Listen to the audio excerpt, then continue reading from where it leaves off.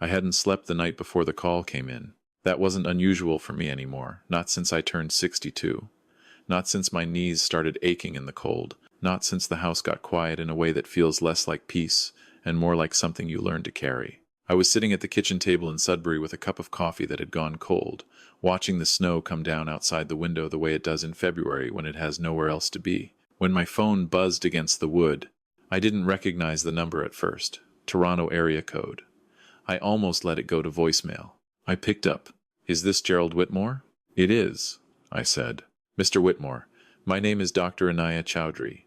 I'm calling from St. Michael's Hospital in Toronto. I'm reaching out regarding your son, Owen." I set down the mug. The snow kept falling. "What happened?" I said. "Is he okay?" There was a pause on the line that lasted maybe 2 seconds but felt like something longer. The kind of pause that a doctor learns. The kind that prepares you. "Owen has been admitted to our oncology unit. He was brought in 4 days ago by his mother. Mr. Whitmore, your son has been diagnosed with acute lymphoblastic leukemia." I remember the sound of the furnace clicking on somewhere in the basement. I remember my own breath. I don't remember standing up, but apparently I did, because when I came back to myself, I was standing at the window with my hand against the glass. "He's 12 years old," I said. Not to her. Not to anyone, really. "I know," she said. "I know. And I want to be honest with you about where we are. Owen is receiving treatment, but we are in the early stages of assessing whether a bone marrow transplant will be necessary. If it comes to that, we'll need to identify compatible donors. Family members are typically the best candidates. His mother has already been tested. And," I said, "she was not a match. What do I need to do?" There was another pause, shorter this time. "That's actually why I'm calling, Mr. Whitmore. We would like to test you as well. I want to be transparent. Owen's mother, Miss Renata Sloan, indicated she wasn't certain you would be willing to be involved. But we have an obligation to reach out to all first-degree relatives." I didn't say anything for a moment. Not because I was uncertain, because I was angry. And I've learned the hard way, over 62 years, that anger spoken too fast tends to land in the wrong place. "I'll drive down tomorrow," I said. "Tell me where to go." Let me back up, because none of this makes sense without the years that came before it. I met Renata in 2005. I was 43. Recently divorced from my first wife, working as a project manager for a construction company out of Sudbury. She was 37, sharp, funny in the way that catches you off guard, the kind of woman who makes you feel like you've been interesting this whole time and just needed the right audience. We dated for about 14 months before she told me she was pregnant. I want to be honest about something. I wasn't certain, even then, that the timing was right. We'd had some turbulent stretches. There had been a period of about 6 weeks in the spring where we'd separated briefly, where she had told me she needed space and I had given it to her. When she came back, things were better. When she told me she was pregnant, I chose to believe the best version of things, because Owen was real and already on his way, and I have never been the kind of man who walks away from something real. We got married in August of 2006. Owen was born in November. He had my ears. Everyone said so. His grandmother, my mother, who has since passed, held him in the hospital and said, "Gerald, that's your boy, right there." I believed her. I didn't need a test.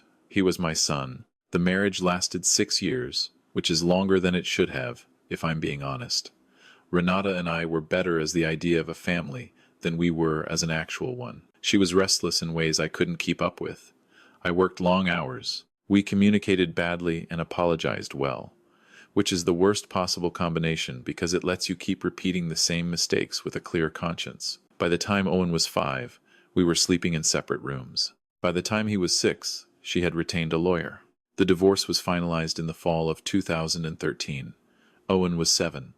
Renata got primary custody, which I did not fight as hard as I should have. I want to say plainly, for anyone listening who is in that position right now, do not do what I did. Do not assume that a reasonable co-parenting arrangement will stay reasonable. Do not assume that because the other person seems cooperative in the lawyer's office, that they will be cooperative in your son's living room. Within 18 months, Renata had relocated to Toronto. She had a new partner, a man named Doug, who I will describe only as someone who wore expensive shoes and had very little to say. Owen's visits with me became less frequent. Phone calls were harder to arrange. He was in a new school, new neighborhood, new life, and I was in Sudbury, 4 hours away, watching hockey alone on Friday nights and telling myself this was temporary, that when Owen was older he'd choose to spend more time up north, that kids eventually find their way back. He was 12 when I got the call from Dr. Chowdhury. In 6 years of shared custody, I had seen my son for perhaps 40 weekends total, maybe less. I drove to Toronto the next morning. Left before 5 so I could beat the 400 traffic, parked in the hospital garage and followed the signs to the oncology unit on the 8th floor, the way you follow signs when you don't fully trust your legs to take you somewhere on their own. The floor had a particular smell, antiseptic and something warmer underneath, maybe from the meals, maybe from the blankets. There were soft murals on the walls near the pediatric section, painted trees, painted birds, the kind of art that is trying very hard. Dr. Chowdhury met me at the nursing station.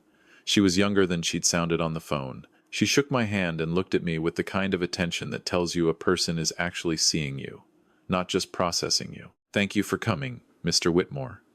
Owen is resting right now.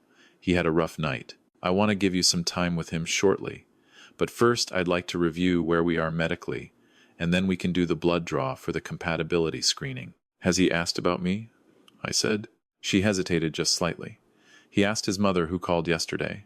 She told him it was administrative." I nodded. I kept my face neutral.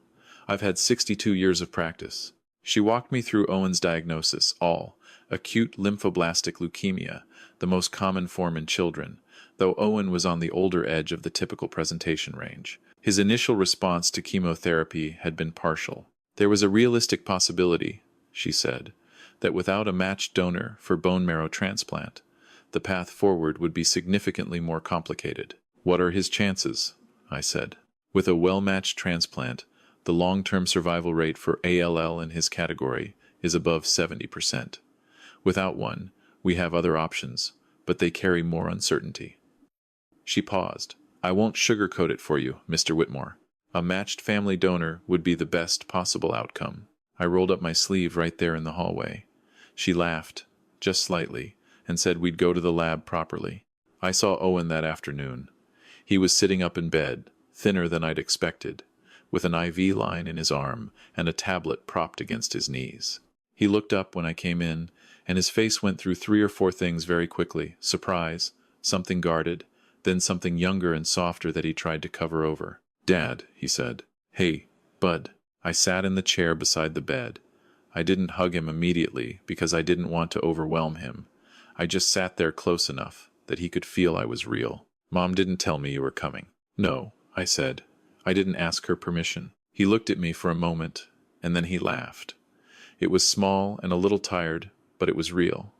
That laugh, I recognized it from when he was 4 years old, and I'd make a bad joke at the dinner table, and he'd try not to encourage me, but he couldn't help it. We talked for 2 hours.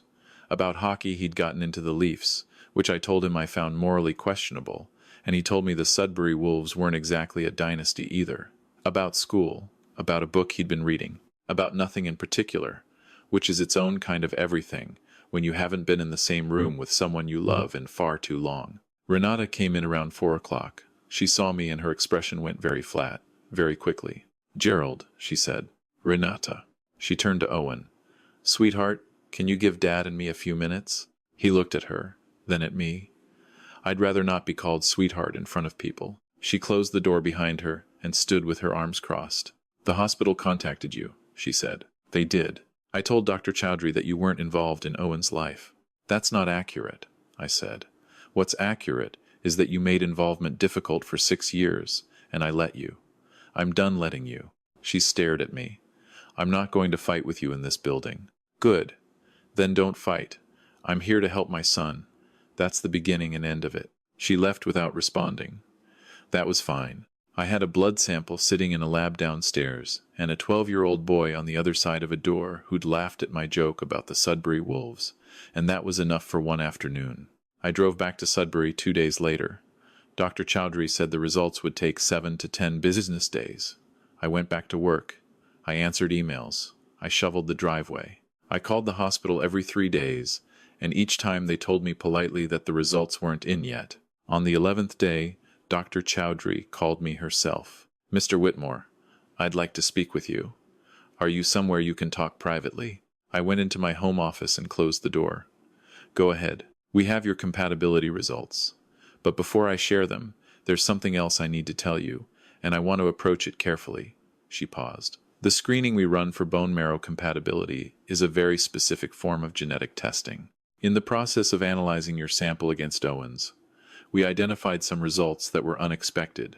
My chest went still. Mr. Whitmore, based on the markers we analyzed, the data is inconsistent with a first-degree biological relationship between you and Owen. I heard the words. I understood them individually. It took me a few seconds to let them form the shape they were forming. Say that again, I said. The genetic markers indicate that you are not Owen's biological father. Her voice was careful and even. I want you to understand that this type of finding sometimes occurs during compatibility screening, and we have a protocol for how we handle it. But I also have an obligation to be transparent with you. I'm sorry, Mr. Whitmore. I can only imagine what you're feeling right now. What was I feeling? I've been asked that since, by my sister, by my friend Dave, who I've known since we were 19, by the counselor I started seeing last spring. And the honest answer is that it wasn't one thing. It was cold first, that specific cold that starts behind your sternum and moves outward. Then something that wasn't quite sadness and wasn't quite rage, but sat right between them. And then, underneath all of that, something that surprised me. It was grief. Not for the abstract idea of biology, not for genetics or inheritance or any of the things that word father is supposed to mean in a technical sense. I was grieving for 6 years of phone calls that got cut short, for 40 weekends, for the version of the last 6 years that could have existed if I had pushed harder, been louder, refused to accept the slow erosion of my presence in my son's life. I wasn't grieving that Owen wasn't biologically mine. I was grieving the time. What does this mean for the transplant? I said. My voice was steadier than I expected. You're not a match for the bone marrow procedure, she said. We will now need to look at the donor registry and continue testing other potential family members on both sides. His biological father, I said. A pause. That would be relevant, yes. If you can provide any information that might help us identify who that person is, it could potentially impact Owen's treatment options. I thanked her. I sat in my office for a long time after that, looking at the pattern of frost on the window. Then I picked up my phone and called a lawyer I'd used during the divorce. A good one. A woman named Patricia, who had told me back in 2013 that I was being too agreeable and that I would regret it. She had been right. Here is what unfolded over the next 3 months, and I'll tell it as plainly as I can. I filed for a formal DNA paternity test through the courts, which confirmed what the hospital's genetic screening had indicated. I was not Owen's biological father. The court record established this clearly. I also hired a private investigator, not out of vindictiveness, out of necessity, because Owen needed a biological match, and someone out there shared his DNA, and that person needed to be found. The investigator's name was Keith. He was quiet and efficient, and never told me anything I didn't ask to know directly. What Keith found over the course of about 6 weeks was this. During the 6-week separation, in the spring of 2006, the one where Renata had told me she needed space, she had been in a relationship with a man named Warren Cassidy. Warren was an architect from Mississauga, married at the time, which is why, Keith suspected, she had never mentioned him during the divorce proceedings or at any point afterward. Renata knew Warren was Owen's biological father. She had known from very early on. She had not told Warren. She had not told me. She had built a version of events that kept everyone in the dark and herself in control of the narrative. Keith found Warren Cassidy without much difficulty. He was still in Mississauga. He was now divorced from his first wife, had 2 adult children from that marriage. Keith reached out to him on my behalf through a lawyer's letter, explaining the situation. Warren Cassidy drove to St. Michael's Hospital within a week of receiving that letter. He was 55 years old and looked like a man who had just been told that a significant portion of his life story had been written without his knowledge. He sat in a chair in the hospital hallway and stared at the wall for a long time before he agreed to be tested. He was a partial match, not perfect, but within the range that the transplant team felt was workable. The specialist, a doctor, Furi, who had joined Owen's care team by this point, said partial matches from biological parents can still be viable with certain conditioning protocols. It would be harder, It would carry more risk than a full match, but it was a pathway. Warren agreed to donate. He sat with me in the hospital cafeteria the evening before the procedure. Neither of us had much to say that wasn't already obvious. He told me he was sorry he hadn't known. I told him I believed him. That wasn't nothing. Owen had the transplant in late May.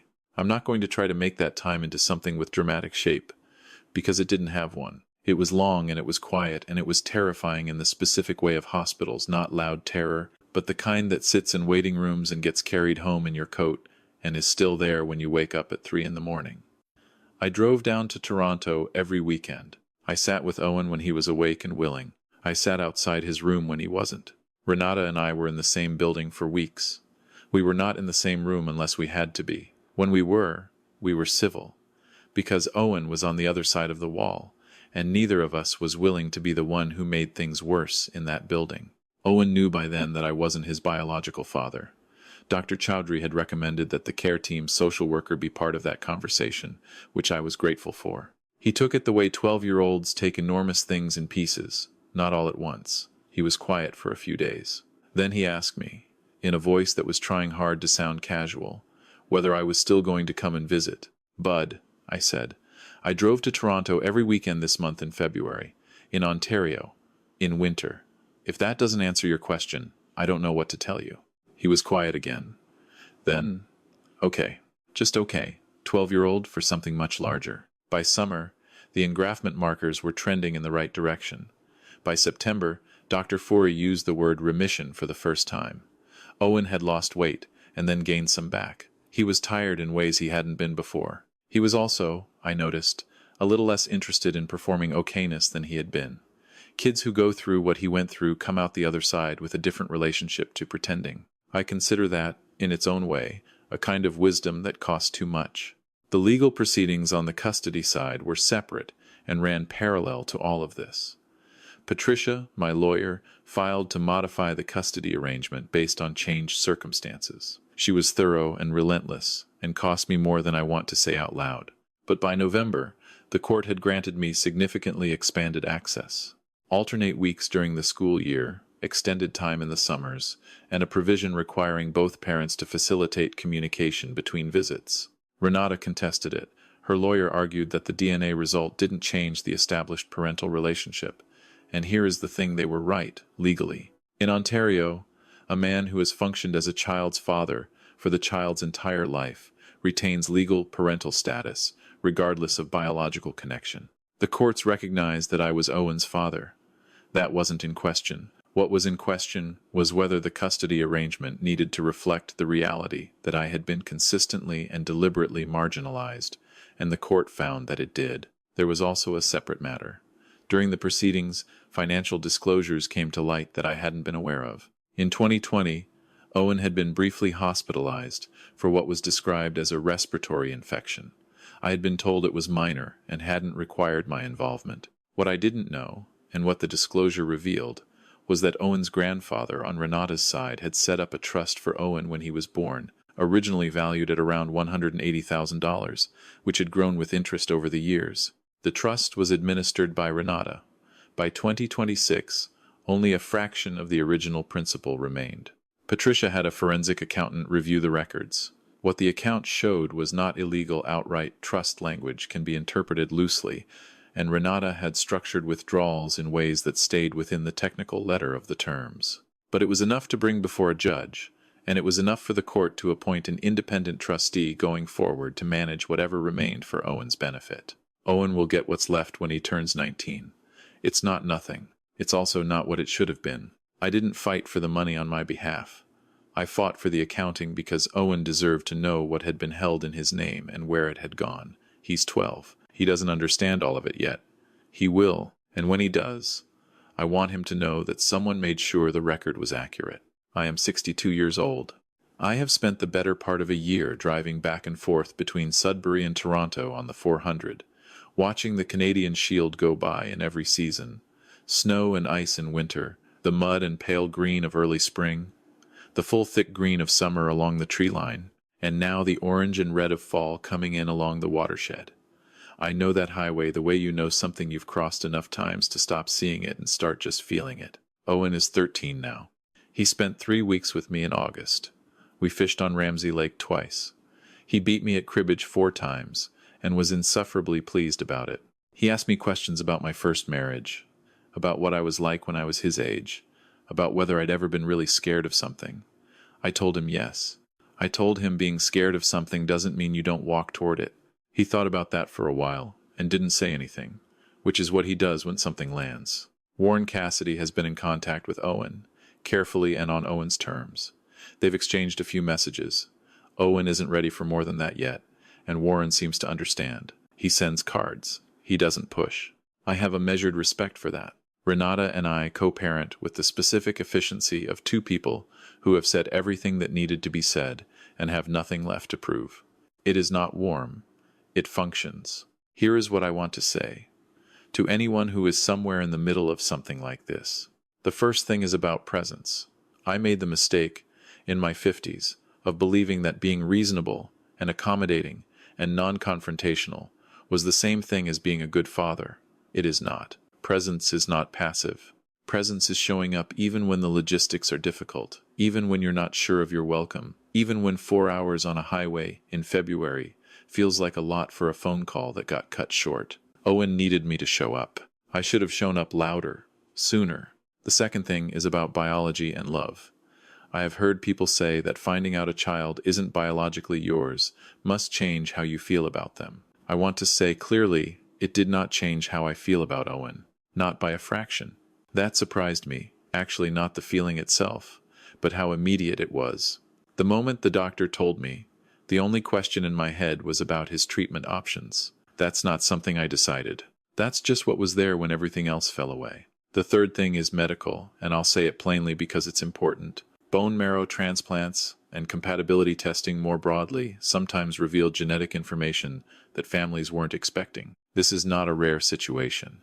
The medical community has protocols for it. If you are ever in a position where a family member needs a bone marrow match, please understand that the testing process is thorough and that the results belong to you. You have the right to ask questions. You have the right to understand what the results mean, and if something unexpected comes back, you have options, legal, emotional, medical, for how to respond. The fourth thing is simpler. When Owen was sitting in that hospital bed in February, he called me Dad, not Gerald, not by my first name, Dad. He was 12 years old and he hadn't seen me consistently in years, and he still called me Dad. I don't know exactly what he meant by it, or whether he'd thought about it, or whether it was just the word that came naturally. But I know it was the word that came naturally.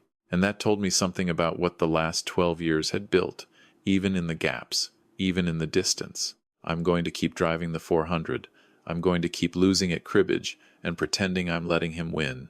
I'm going to keep being the father who shows up, because that's who I decided to be the first time I held him in a hospital and heard someone say, "That's your boy," right there. It still is.